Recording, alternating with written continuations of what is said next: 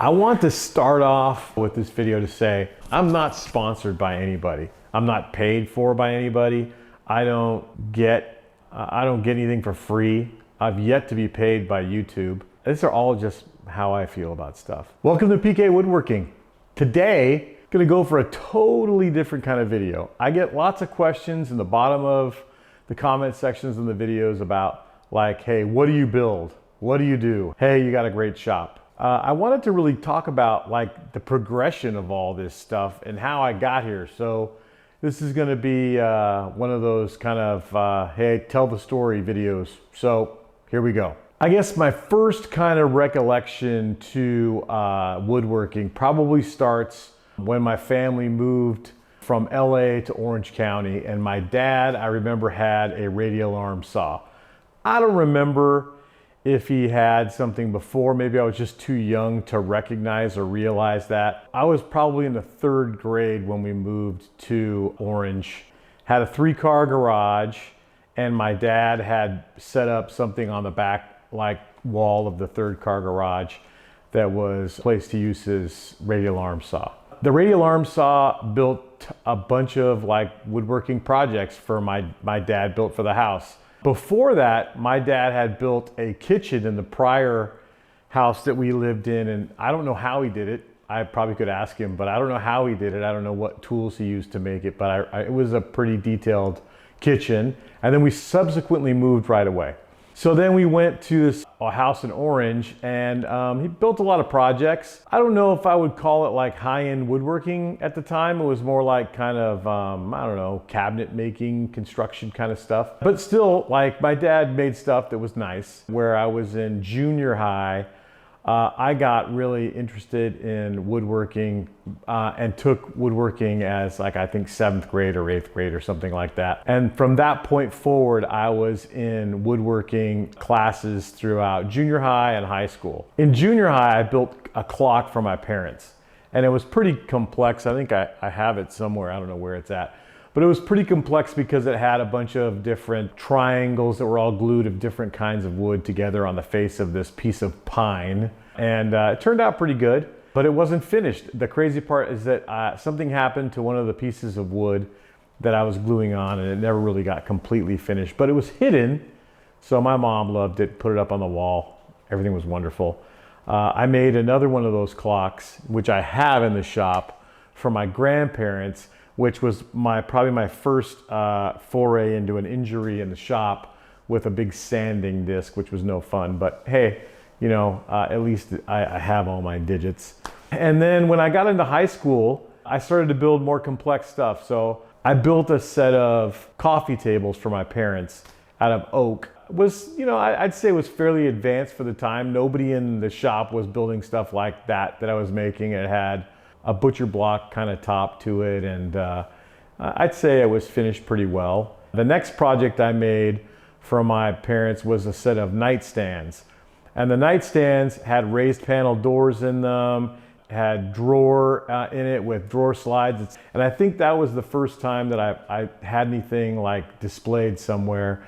So there was like a woodworking thing at the Mall of Orange, and I think those got displayed there, part of being in woodworking class. And then I made a side table that had tapered legs, walnut, and I think maple construction on that, with a very petite kind of top on it. That was the first foray of me understanding like form, and that things should, you know, have a certain form. Again, I think that one got displayed. Next year, in like the 11th grade, I built a really large desk for myself out of alder. I think I made it out of alder because it was affordable, and I regretted it after that because a desk out of alder, it's probably too soft to wood. But I learned a lot from it, just from scale, because it was large.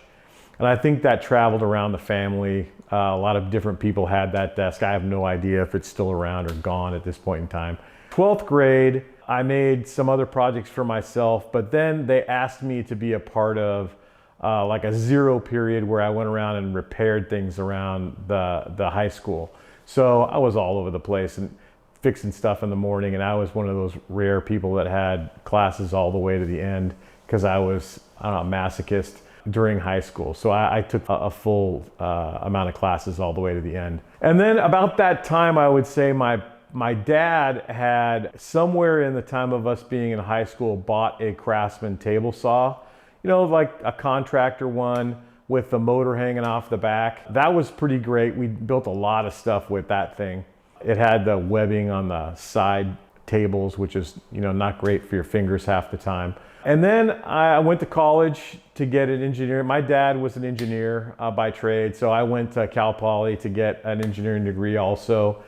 At the time, I was also doing sales in a larger company at the time, and it kind of went all kinds of ways. But during that, I met somebody whose dad owned a custom woodworking shop where he made exterior entry and interior doors. He said, "Hey, Paul, like, why don't you come work for us? My dad needs somebody and it pays pretty well." And he knew I knew how to woodwork. So I went to work for him for probably about 3 years, and I was part-time. I was maybe a little more than 3 years, but I was part-time still at that previous company. I learned a lot of stuff at that shop because it was really production. I also learned some finish carpentry stuff because this person's brother was kind of the finish carpenter that would put the doors up in some of these homes. And they were custom homes, like big multi-million-dollar homes back in the 90s, early 90s. It was a cool job because we got, you know, there was only 3 of us at the time working in there, and then we'd hire every once in a while someone to help us sand doors when we had like a really large order, maybe 100 doors or more for a job. We'd hire someone else to help finish sand. But we started in a smaller shop, and about halfway through, he doubled the size of the shop. We moved the shop to a larger area. He ended up with a 3-head wide belt sander and all that other kind of stuff. At the beginning, we would actually go to a place to do wide belt sanding. And then halfway through, he kind of upped the size of the shop. We were doing a lot of work. And those doors were, working in that door shop were a place where I got used to a lot of other machines I'd never been exposed to, like a rip saw, like multiple different styles of shaper. We used a upcut saw to defect out lumber. Then, you know, you got to learn how to finesse a door. You got to learn how to, you know, do dowels, etc. It was just a lot of different things that we did, but there was mostly dowel construction for doors, and then applied moldings was really how the shop was making doors at the time. And we were introduced to all the different other kinds of ways of doing doors too at the time. But we just didn't do it that way. We did everything the way that this guy knew how to do it. Well, the really cool part that I was introduced to, though, is that he knew, or I don't know how he learned, but he knew how to make templates to make curved moldings. And so the arch moldings at the top of doors, and he understood how to make those templates, and then how to throw those templates on like MDF patterns and put those together. And I learned that just by watching from a distance while we were doing everything else. And then you got to run those moldings on a really scary shaper. I think I just learned that there was different things out there. We got to go to I think my first AWFS, which is like a woodworking show that happens in Vegas every other year. And when I went there, it was like, oh wow, like there's all these machines that I didn't even know existed were out there. All these brands I didn't know existed.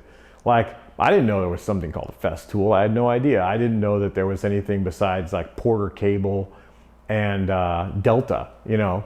And then you learn that there's other stuff out there. We had a really, I don't know which brand wide belt sander it was, but it was pretty high end for back in the day. And it was very easy to adjust. You also learned about like lumber and like what good lumber looks like, and why you wouldn't use that as a rail or a stile on a big door. You know, you're just looking for headache in the future. So I learned a ton there. And then, you know, the economy took a dive in the like early 90s, and I went back to work about that exact same time at that company that I was working for before, and became a leader there. And that started my career in that space to where I am now. So right now, my main role, my main job during the day, I'm a leader at a company, and it's been very good to me over the years. And this woodworking stuff is like a passion, and hopefully at some point in time will turn into a really good, solid business outside of what I do now. The work I do right now, gives me the ability to have all the things that I have in this shop. But it wasn't always like this. So when I was working at that shop for that custom door shop, a shop close to us closed down. And when they closed down, the guy was selling off a Jet table saw. He had a Jet copy of basically a Delta Unisaw. I bought that saw from him, and I put it at my parents' house because my dad still had a shop and I was living, in an apartment or something like that at the time. So my dad kind of incorporated it into his shop. And as time went on, my parents decided to, I guess, do an expansion of the house and do like some remodeling of their house. And in that, my dad built himself a shop. I don't know exactly how many square feet it was, because we had it was kind of a issue of where we lived there. You could only make it so big to begin with. But it was attached to the back side of the house. And it was cool because it was the first time, we had something specific. He had the garage was kind of the garage again. And the actual shop was the shop. And my little Jet table saw was the cabinet saw was the center of that whole shop. And I remember I built some doors for the house, some French doors. And it was really cool that I had, built that there. Years later, this is a long time ago, again, early 90s, we traveled up to, it's not very far from here, but to look at the old house about a year ago. And it's been completely remodeled. They've added a second story to this house, all this kind of stuff. But those doors that I made are still there. And I made doors for my brother's house, which is fairly close to here also. And those doors are still there and still in good shape. And my sister-in-law says if they ever move, they're taking the doors with them. So I think that's kind of funny. And then I guess as time kind of went on, my parents moved to Oregon. My dad moved up there to run a company up there, and they built a custom home, and I started renting out my parents' house. And so for a while I was renting out my parents' house. I got to use his shop all the time. My parents decided they didn't want to have two houses at the same time. And so they decided to sell that one off in Orange. And I ended up moving to near where I live now, into a smaller house that had a 3-car garage. And I moved that table saw there. That's pretty much all I had. I had a table saw, and I had a Hitachi chop saw. I had a couple of routers, and I had a half sheet sander and a quarter sheet sander, both of them Porter cable. My wife, I had gotten married about that time, and my wife's friends were having a baby. And so my wife, Sarah, said, hey, can you make her a cradle for her baby? And I said, okay, that sounds great. So I bought a little hollow chisel mortiser because I knew exactly how I wanted to make it. Hopefully I can find up some pictures of this thing at some point in time, but it had no fasteners in it at all. And the entire thing was mortise and tenon, through tenons, and it had the slats were put in hollow chisel with a hollow chisel mortiser, and they just floated in there. And the whole thing was made out of maple. It really turned out great. It was one of those first things where my wife, Sarah, got to see that I could actually build something besides a subwoofer box for a friend or something like that. And so that was kind of like the first time she got to see me make any kind of furniture. I think I built a couple of different pieces of furniture for that house because the house was pretty small. I made some things that fit specifically in some spaces. About 3 years later, we moved to the house we're in now. When we moved to this house, my job was way busier, and I didn't have a whole lot of time to do a whole lot of woodworking or anything at the time. And I remember paying someone to make a wall unit. It's still there actually inside the house. Paying someone to make a wall unit, it just crushed me that I had to pay someone to make a wall unit for me. But it's still there, and they did a decent job. I mean, I think over the course of time, I kind of turned my 3rd-car garage into a shop. First, I put a wall up that was, big enough to have 2 cars parked in the 2-car garage, but then it gave me somewhere around 260, maybe it was less than that, 240, 260. I think it was like 14 by 18 or something like that. I don't know. I think I have a video on it that I talked about before. About that time, I had decided to buy a bandsaw. I had been to another AWFS, and I saw the Laguna bandsaw there, and I really liked that Laguna 16 HD, but I couldn't afford it. And so they had a 16 LT, and I wasn't smart enough to understand the difference about those machines at the time. So I just went to Laguna, which actually used to be right close to us in Southern California, and I walked in and I bought it there. And I probably, I don't know, a month later or something like that, they delivered it to me. And I took it out of the box and I set it all up, and it vibrated violently. And I didn't know what was going on, but it would not make a decent cut. And for me, it was a lot of money at the time to spend on a piece of woodworking equipment. So I called and I talked to Laguna, and they said, oh, well, you must have set it up wrong or something, and whatever. And so I was persistent, and no, there's something wrong with this thing. Believe it or not, 2 people came out to my house, and one of them was Torben, who was the owner of Laguna. Came out to the house and he looked at it and played around with it with one of his technicians, and they said at the end of about an hour, like, there's something wrong with this saw and we need to take it away from you. Give me a little bit of time and I'm gonna open one up that's inside the warehouse and find out if that one's any different. I got a call about a day later, and he said, hey, look, I would rather you get into the other saw, which is a 16 HD, which I didn't know the difference, but it was an Italian saw versus a saw that was made in the Czech Republic or somewhere that those other machines were made. It was actually made by this company ACM, which actually makes the SCM saws. They're made by them also. I guess they make a lot of people's saws. And he said he would give me an incredible discount on it, but it still was gonna be expensive. So it was one of those things where I walked in. I remember taking the call out in the garage, and I walked in to tell Sarah, and I said, hey, Sarah, like, they're gonna take back that saw, but they wanna sell me one that's better, and it's like gonna cost us like $500 more. And we like looked at each other, and I'm like, and she's like, well, can we afford it? And I'm like, I don't know, I think so. We did it, and I had that bandsaw for probably 20 years, and that thing was the best. And when I sold it to get this saw, I think I sold it for more than I paid for it. I'm pretty sure I sold it for more than I paid for it.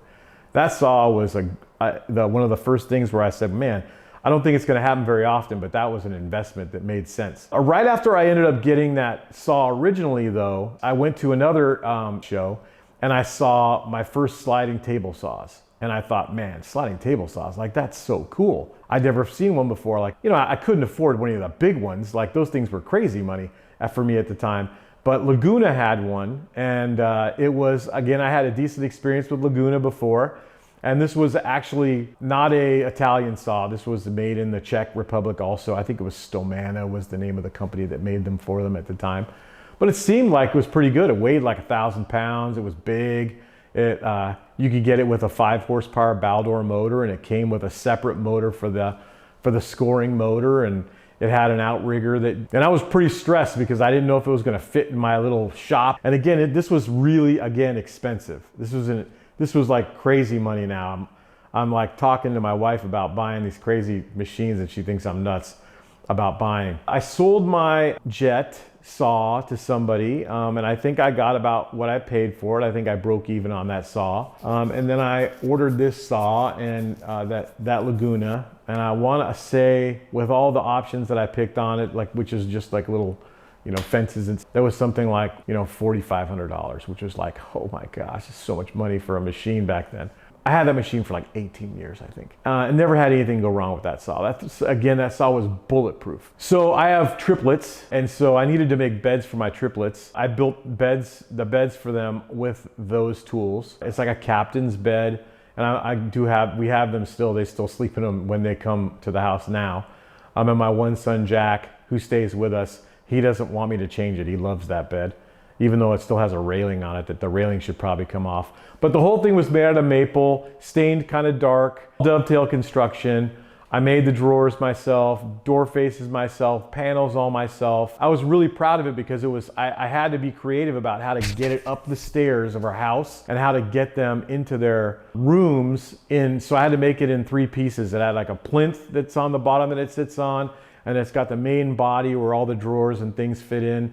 And then on top is where the bed fits. And then they all had to connect together. And 3 of those things were massive. It took me a long time to make them because I was working pretty hard at the time. The next thing I made was probably some just random furniture that we needed for around the house. Kids had a place upstairs where they put all their computers, and I made some desks and things for that. And then was the big remodel. And that was, we had an old school bathroom and we wanted to completely change the bathroom around 100%. And so I remodeled that whole thing, made all the cabinets for it, put it all together. And it's, again, one of those projects that, like, I literally broke ribs on that project, which is a whole other story. And then after that, my wife and I decided we wanted to do the kitchen, which was a pretty major thing compared to even the bathroom. Like, I needed to blow it all up and completely start over and move things around and do things differently. Built all those cabinets in that little 14 by 18 garage, put the whole thing together. I make a setup outside for a spray booth, sprayed them all, and came out fantastic. At some point in time when my website gets up, all those pictures of all that stuff will be up there. Right after that, I wanted to create my own workshop outside. I needed more space. I think this is in like one of my first videos about the shop. But I wanted to put it, we have like a decent sized yard, and I wanted to put it on the hill. Found out that that just wasn't plausible with. So I gave up on that. And then Sarah said, hey, why don't you just put it in the 2-car garage and I'll just park my 1 car in the single car garage. And I said, oh, that sounds great. So I get into the new shop, and that starts me looking at, like, you know, new machines and other machines. I never really had a decent planer before. I had like a lunchbox and it worked, but it wasn't great. And I never had a joiner. I hadn't had a joiner or used a joiner since high school, I think. So I started looking around and I found a Delta 15-inch planer. It was one of those X5s planers. It had a fixed base and the motor was on top, and the cutter head moved up and down. So I liked that idea, and it had in-feed and out-feed rollers, big ones that it came on as part of the stand. I got it from some guy in San Diego, and he had no use for it anymore. It was just in a storage room, and I took it home and I bought a Helix cutter head for it and installed it, and it worked great. I probably used it 10 times before I ended up getting something different. We got a jointer. It was one of those Steel City joiners that the actual in-feed and out-feed tables were out of granite. And that company went out of business a while back, but it was a good little joiner. So I had that joiner and that planer. I used them, I don't know, for maybe 4 or 5 months or something like that. I had a Performax 2244 sander for a long time before that I'd used in some of the projects that I had already talked about. I gotta say, I've always hated that thing. It's so slow. I mean, it does what it does, but it's so slow.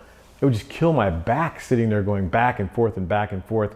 And then it had this IntelliSand feature that would automatically sense the pull on the motor, and it would slow down the drive motor of the belt.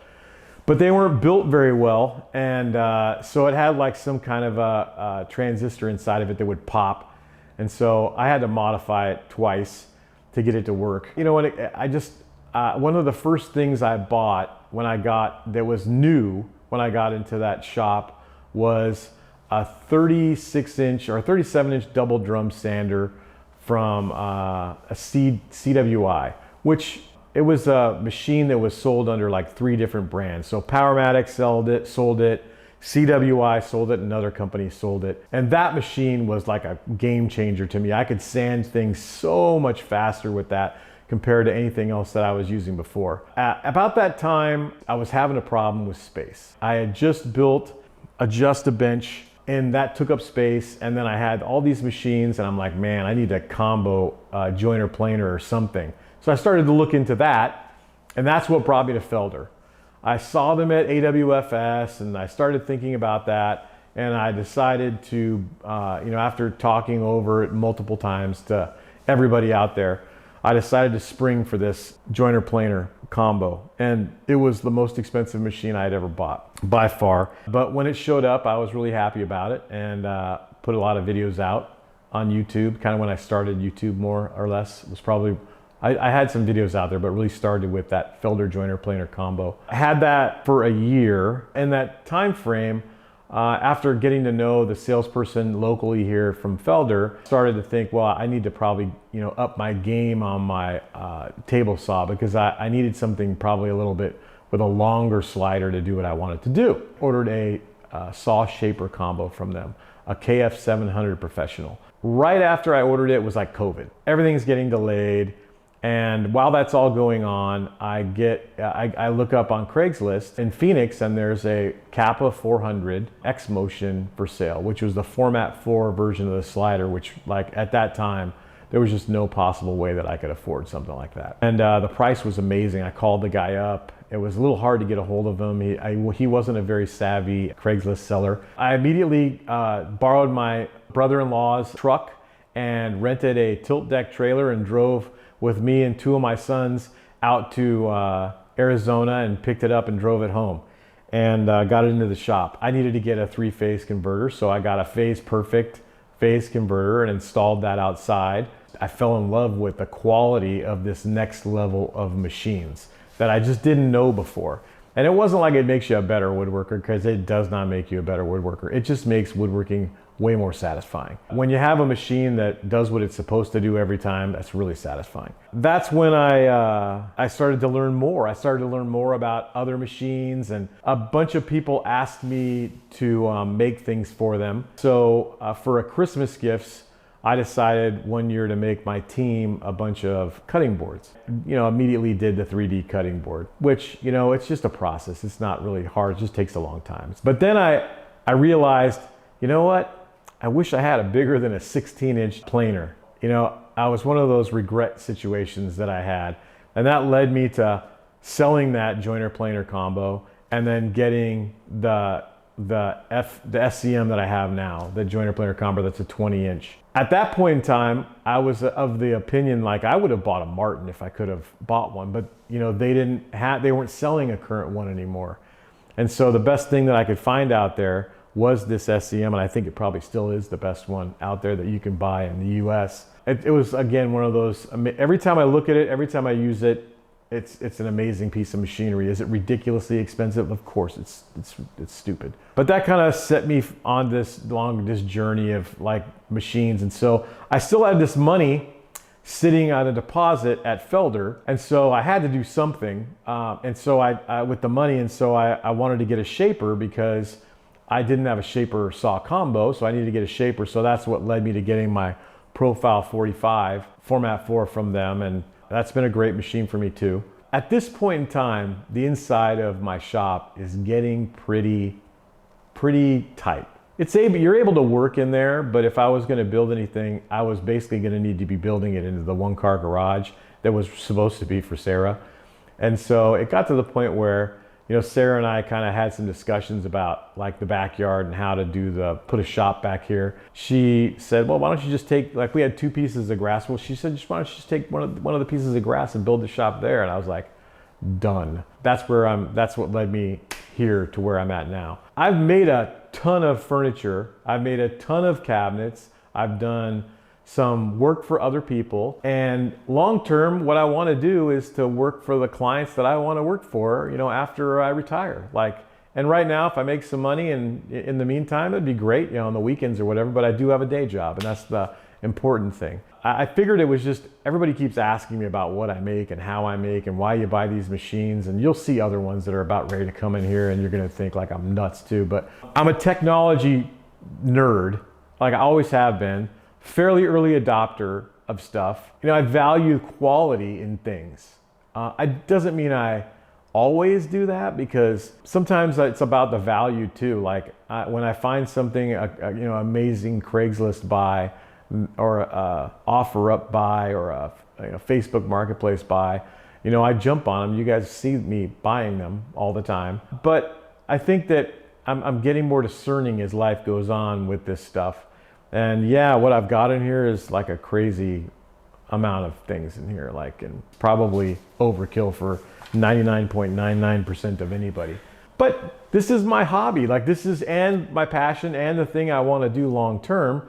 And so if I can get this to work now and not have like this big overhead of things I owe money on when I decide that I want to start building stuff for people, like this is the way to go for me. There's going to be a mishmash of stuff. Well, you say you build furniture. Well, why do you have a line boring machine?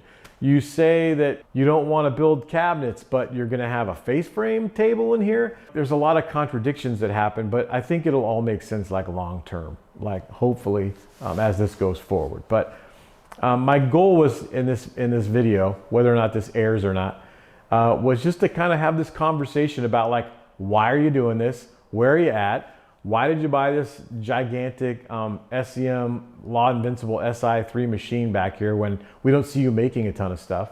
Like, all those things are valid questions, because I'm not making a bunch of stuff right now because I have a day job.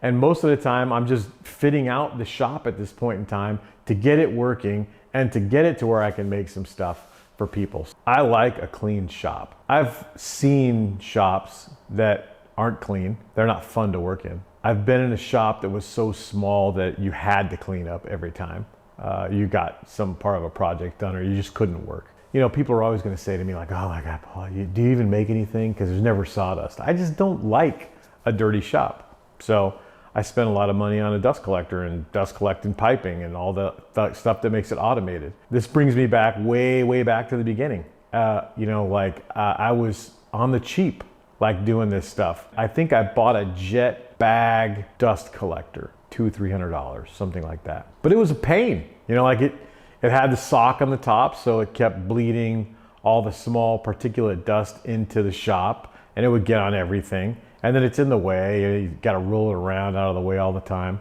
I also have asthma, you know, so it doesn't affect me as much now, but I mean, my lungs probably aren't as good as a normal person, so I don't want to ruin them by having a bunch of dust in the air all the time. And so I care about dust collection. So at the time, like, I had just gotten my table saw, my new table saw. This is the Laguna way back in the day. I had just gotten that Performax, like single, you know, 2244 single drum sander.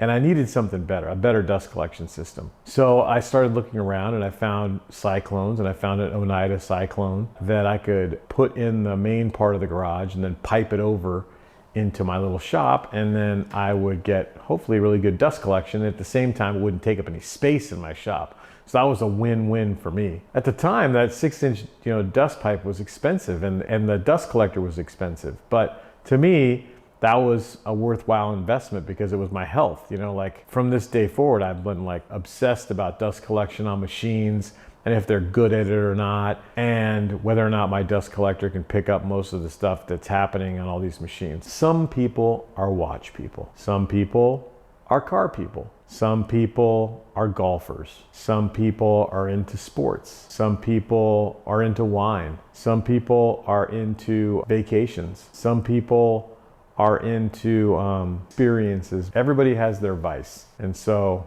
yeah, am I incredibly blessed? Of course I am. Like, to be able to have the shop that I have, I'm so blessed. But I'm not into any of that other stuff, really. I have some friends that have spent some significant money on season tickets. You add that up over 5 years of loving a particular team, and it's probably on par with what I have spent here. And this stuff will go on God knows how long. And my kids, although they're not seriously into woodwork, I think that maybe one of them could be at some point in time. They all know what this stuff is worth, and if I'm gone someday, I'm sure they'll, you know, sell it off for my wife or for themselves or whatever. So it's just, everybody's got their thing. And like, I'm not trying to defend me.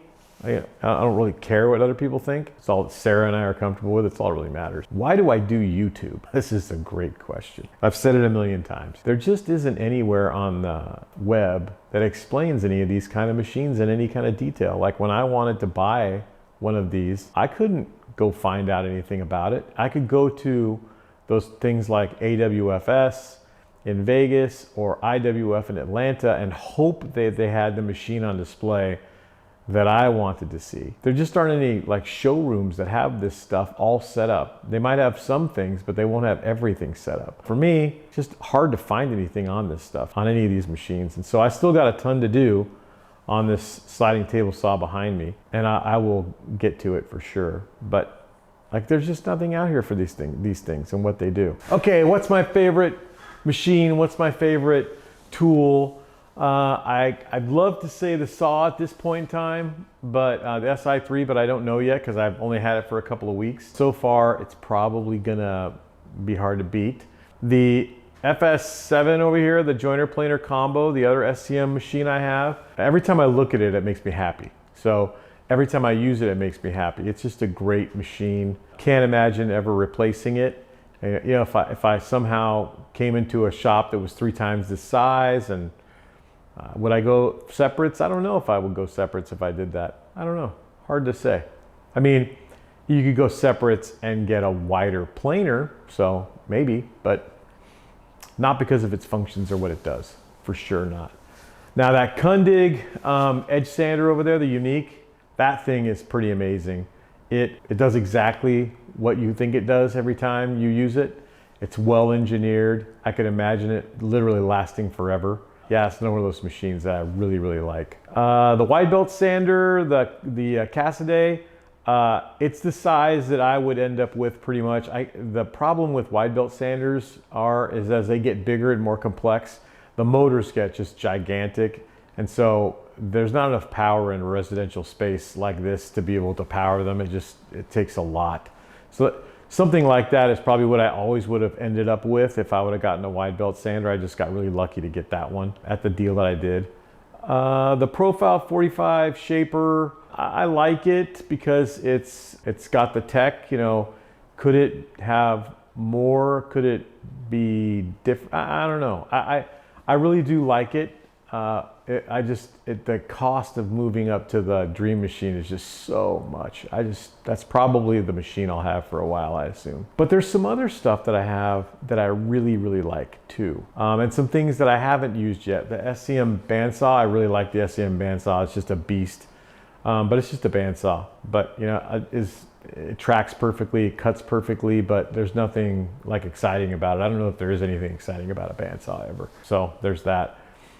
But there's some things that I have that are really super useful, like that Barth 500V lift table that you probably don't get to see very often because I have a table on top of it right now.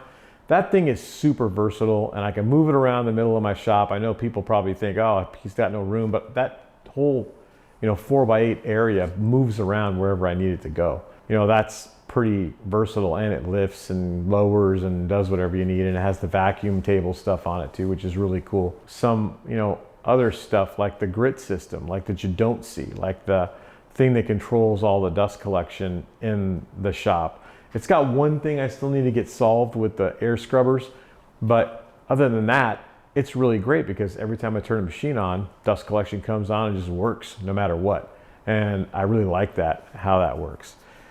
And I have a couple of other things coming up. I got a couple of modifications to that Castle face frame table that'll be in here that I think will be a really cool addition and make my life really easy with glue ups and with doors and all the other stuff that you can do along with face frames, which will be really cool. So it just remains to be seen. If I was gonna pick today right now from everything I know, I think it's probably currently going to be my joiner planer combo is my favorite machine I have right now.